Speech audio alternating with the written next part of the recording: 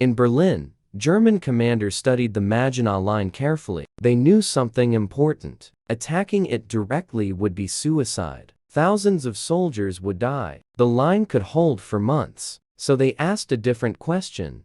What if we don't attack it at all? This single question changed history.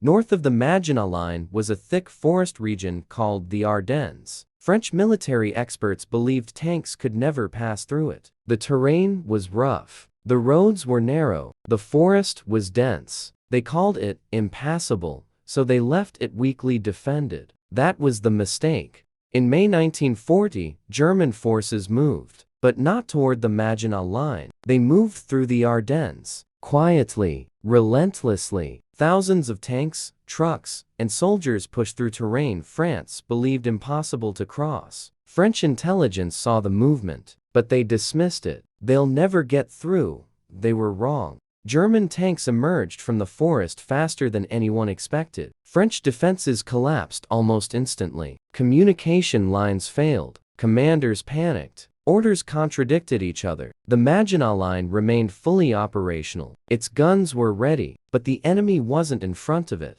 They were behind it. Inside the Maginot Line, soldiers waited. They heard nothing. No attacks. No explosions. They didn't realize the war had already moved past them. Entire French armies were being surrounded while the strongest defenses in Europe stood useless. The fortress had become a prison. Within weeks, France was overwhelmed. Paris fell. The government fled. The Maginot Line, designed to stop a long war, had never truly been tested. Most of its weapons were never fired. One of the most powerful armies in Europe collapsed without a decisive battle. French units along the Maginot Line eventually surrendered, not because they were defeated, but because the country behind them no longer existed. They had built walls against the wrong threat.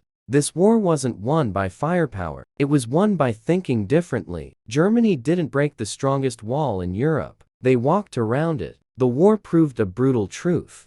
The greatest defenses fail when they protect against yesterday's enemy. The Maginot Line became a symbol, not of weakness, but of false security. It reminds us that strength can create blindness, preparation can become arrogancy, and certainty can be the most dangerous thing of all. The Maginot Line still exists today, silent, abandoned, unused, a monument to a war won without fighting, a reminder that sometimes the battle is lost before the first shot is fired.